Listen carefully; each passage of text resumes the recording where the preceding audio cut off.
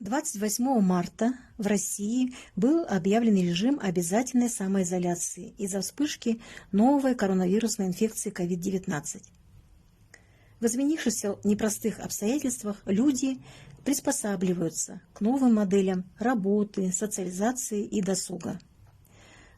По распоряжению главы Республики Саха-Якутия Айсена Николаева все библиотеки города Якутска временно прекратили обслуживать своих пользователей, а все сотрудники опробовали на себе совершенно новый для нас удаленный тип работы.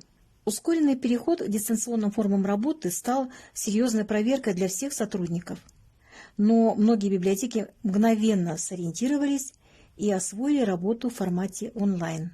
План 2020 пришлось адаптировать к новому режиму, то есть перейти на работу в Instagram, ВКонтакте и видеохостинге YouTube. В социальных сетях информируем пользователей о последних новостях и мероприятиях библиотеки с помощью информационных постов.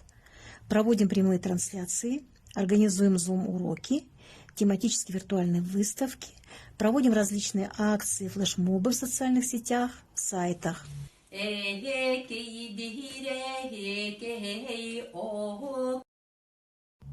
Выдаем книги в онлайн-библиотеках. Дни самоизоляции дали больше возможностей для создания новых форм публикаций. Начали внедрять аудиолекции.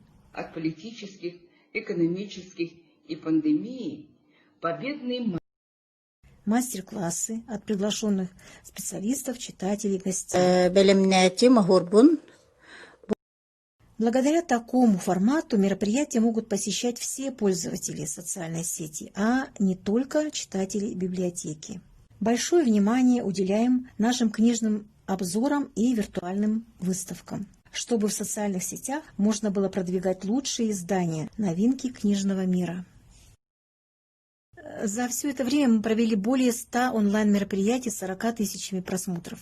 Удаленная работа направлена на разную аудиторию, но основными пользователями являются взрослые, постоянные наши читатели, педагоги, коллеги по библиотечной работе. Круг их расширился, даже появились пользователи из других регионов. Все виртуальные службы библиотеки продолжают работать в прежнем режиме. Спроси библиотекаря. Удаленная регистрация пользователей в Литрес, электронной библиотеке Национальной библиотеки Республики Саха с помощью персональных библиотекарей.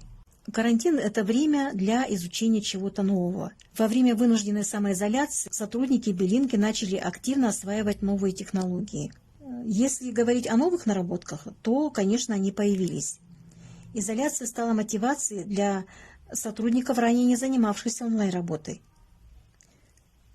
Создавать контент нам помогли уже имеющийся опыт и время, которое появилось у нас в период самоизоляции. Эти 3 долгих месяца наша библиотека ни на минуту не прекращала свою работу, продолжая ежедневно общаться со своими читателями. Благодаря современным технологиям работа на удаленке не стала препятствием для большей части сотрудников нашей библиотеки. Так или иначе, пандемия заставила переосмыслить подходы к работе, чтобы в будущем подобные события не могли парализовать нас.